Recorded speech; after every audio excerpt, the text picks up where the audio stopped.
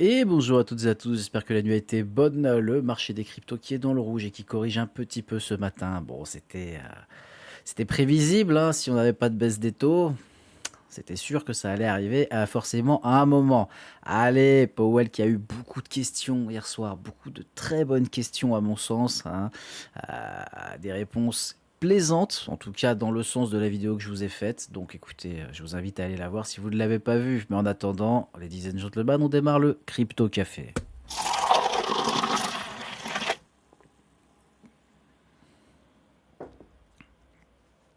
Allez, c'est reparti pour un tour. On est jeudi, donc fin de semaine et fin de mois. Il restera que demain le Fear and Greed Index qui est à 38 ce matin. C'est pas énorme.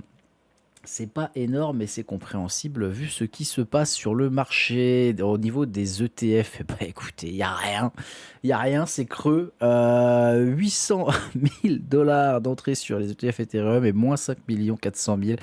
C'est une journée creuse, quasiment vide, ma foi.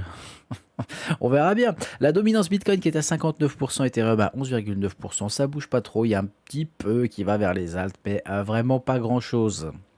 Côté du prix des cryptos ce matin, écoutez, on a Bitcoin à 88 100 dollars, on a un Ethereum sous les 3000, donc à 9 952, on perd 1,80% dessus. Côté des alts, bah, ça saigne un petit peu plus, sauf pour certains qui s'en sortent pas trop mal. Solana à 123 dollars qui perd quasiment 3%, le Doge qui perd 2,5%, on a BCH qui perd 2,50%. Hype que je surveille beaucoup, hein, bien évidemment, vous le savez, le trade est terminé dessus, mais pourquoi pas lui faire un aller-retour.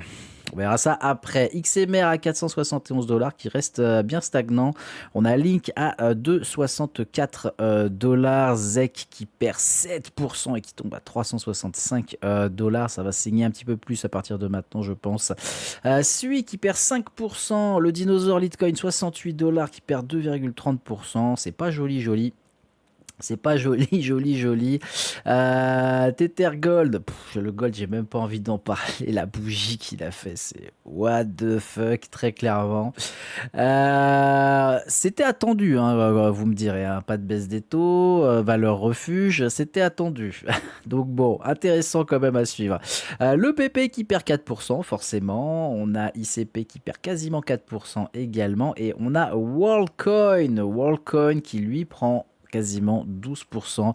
Il y a eu une grosse news, vous vous en doutez. C'était pas vraiment prévisible pour le coup ce genre de cas, donc on va aller regarder ce qui s'est passé après. En attendant, côté du calendrier économique, aujourd'hui, vous voyez que j'en ai mis un petit peu plus que d'habitude. Pourquoi? Parce que je retiens bien évidemment les inscriptions au chômage, hebdo au chômage pour 14h30, mais ce que je veux noter, c'est ça là, le bilan de la Fed à 22h30. On va avoir le bilan. Donc, si vous avez suivi la vidéo encore une fois, vous savez ce que c'est. Si c'est pas le cas, allez voir la vidéo. Vous allez avoir pas mal d'infos dedans.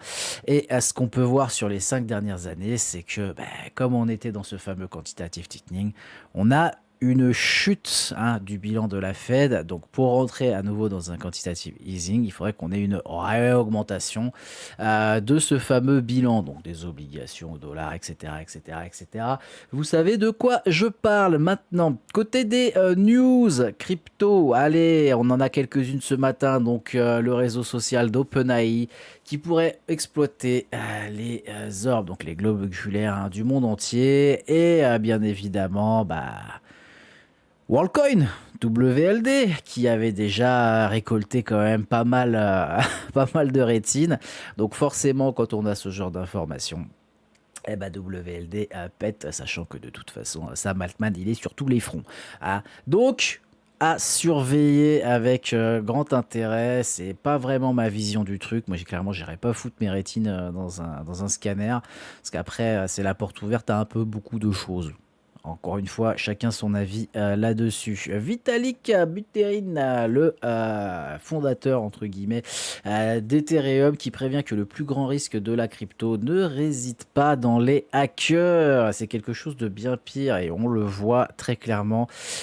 Toutes les petites phrases qu'il a dit, je trouve ça vraiment pas mal, hein. Donc, on a les systèmes, la crypto qui a connu des grands succès en finance, mais qui perd en gouvernance, si vous voulez, avec tous les DAO qui fonctionnent plus réellement bien comme il faut. On a beaucoup de tokens qui malheureusement meurent, ou plutôt heureusement aussi dans un sens, et moi dans le sens dans lequel je vois l'écosystème des cryptos, je pense que c'est important aussi que toutes ces cryptos qui ne servent à rien, clairement, hein, je vous le dis, qui ne servent à rien meurent et qu'on laisse place à des projets qui ont une réelle utilité qui malheureusement à l'heure actuelle n'ont aucune hype, alors que ce soit par un manque de communication ou par un manque d'engouement ou ce que vous voulez, on s'en fiche à la limite. Mais le problème, c'est qu'aujourd'hui, dès qu'il y a des liquidités, c'est attiré vers quoi? Vers des tokens de type gambling. Vous savez de quoi je parle? Les meme coins, les shitcoins, etc., etc. Ça ne sert à rien. Ça ne sert à rien et ça ne fait pas avancer l'industrie des cryptos. On en parlait hier soir un petit peu sur le canal et je disais le problème, hein, c'est que si on veut que Bitcoin, si on veut que Ethereum ait des projets réels, des vrais projets qui ont vraiment quelque chose à apporter derrière, augmente, il va falloir qu'on fasse mourir 95% de l'écosystème des cryptos. Parce que avoir des millions de cryptos, c'est bien, mais ça sert strictement à rien. Ça sert strictement à rien. S'il y a une utilité, là, il va falloir fouiller. Mais pour le moment, malheureusement, ça n'a pas l'air d'être le cas. Et malgré l'arrivée des institutionnels depuis quelques mois maintenant, années, eh ben, il va falloir faire attention. Il faudra également qu'on ait la Clarity Act qui soit retravaillée aux US. Il va falloir qu'on ait une accalmie sur la scène géopolitique. On a beaucoup, beaucoup de travail encore. Et c'est pour ça que là, actuellement, il faut faire attention. Il faut faire attention sur comment vous vous positionnez. Allez, on fait un petit tour maintenant du côté des graphes. Juste avant, on regarde quand même un petit coup le Max Pain Price, donc les options qui clôturent demain. On est toujours à 90 000 dollars sur le Max Pain Price du Bitcoin. On a 8,40 milliards d'options qui vont expirer. On est pas loin du prix, donc à mon avis, ça va faire mal cette clôture. Et côté d'Ethereum, on est à 3100 dollars pour 1 milliard 310 millions. Let's see ce que ça va donner. En tout cas, côté du graphique de notre ami le Bitcoin. Bon, voilà, bah, vous le savez. Moi, j'attends. Et puis, voilà, on n'est pas venu, encore une fois, me chercher sur mon petit trade, hein. Bon, moi, j'ai cette petite trade line. Il y en a qui ne la tracent pas pareil. C'est pas grave. Le tout est d'avoir la bonne direction à la fin. En tout cas, ça, clairement, hein, c'est pas tip top. Est-ce qu'on pourrait revenir retravailler sur les prochains jours, début février? Let's see. En tout cas, moi, ce genre de bougie comme ça, là, comme celle-ci, c'est pas des bougies que j'apprécie. Je sais pas si on la voit bien, je vais reculer. Voilà, ça, c'est pas des bougies qu'on apprécie fortement, hein, donc, il va falloir surveiller ça, ladies and gentlemen. Ensuite, ce matin, j'ai regardé Jup. Alors, je m'étais mis un petit trade dessus, mais malheureusement, j'ai pas mis d'alerte. Voilà. Quand on n'a pas de tête, bah, on a des yeux pour pleurer. J'avais repéré cette espèce de pattern ici, là. Ouais, je m'étais dit, on va aller chercher plus bas. Ça ressemblait en plus à un espèce de M. Bon, bah, on est allé chercher pile poil la zone, mais j'ai pas mis d'alerte. Bah, je me suis fait avoir. Et en plus de ça, j'ai lu ce matin que Jupiter venait d'être intégré à Coinbase. J'ai dit, putain. Ah!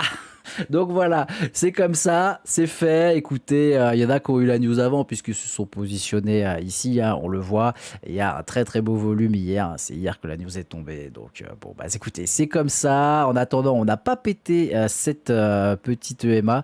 Donc pourquoi pas revenir retravailler même cette zone juste en dessous les 0,20 et après péter. En tout cas, il y a des belles targets à aller chercher, hein. On pourrait dans un premier temps aller casser, bah, on l'a fait ici déjà avec cette mèche là. J'allais dire, on pourrait aller casser les 0,23, on l'a fait avec la mèche. Maintenant, il faut falloir venir chercher toute cette zone entre 0,25 et 0,26 et pourquoi pas après aller chercher la zone des 0,29, 0,30. Il faudra surveiller ça. Maintenant, l'alerte est posée. Vous le savez, s'il y a quelque chose, je vous le dirai. Côté de Hype, allez, Hype, il est coquin. Bon, hier, je vous avais dit, hein, j'aimerais bien me positionner sur le, pour ceux qui sont sur le canal, j'aimerais bien me positionner en short dessus. Pourquoi? Bah écoutez, moi, ça, ce genre de pattern là sur le RSI. Alors, vous allez me dire, ah, mais il n'y a pas de pattern sur un RSI. Eh bah si, bah des fois, moi je vois des patterns sur le RSI. Donc, ouais, c'est vrai, je suis pas logique, mais si, des fois ça marche. Donc, moi j'ai vu ça, je me suis dit, tiens, c'est un M, on fait pas de plus haut sur le RSI, on fait égal. Par contre, là, on fait un plus haut sur le graphe. Et on ne casse pas le plus haut ici. Donc, c'est pas mal, c'est intéressant. J'ai pris ma petite position en short. Est-ce qu'on va venir chercher cette target-là qui est la zone des 30 dollars, hein, donc ça correspond quand même à la première zone si on se met en H4. Voilà, ça correspond quasiment à ma zone ou à laquelle on avait TP. Moi, j'avais TP juste en dessous sur mon long.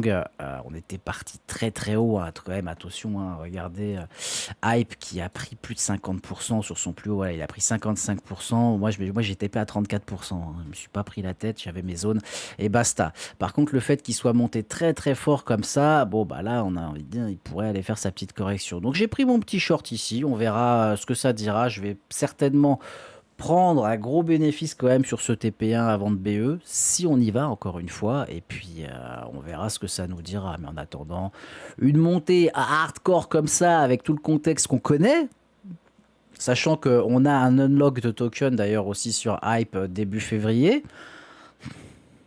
Bon, voilà, vous connaissez mon avis sur la question. Écoutez, c'est tout pour moi ce matin. Encore une fois, jeudi 29, avant-dernier jour de la semaine de janvier, du mois de janvier. Donc, attention, attention, les clôtures de janvier sont souvent costauds. Ladies and gentlemen, je vous fais une bise et passez une bonne journée.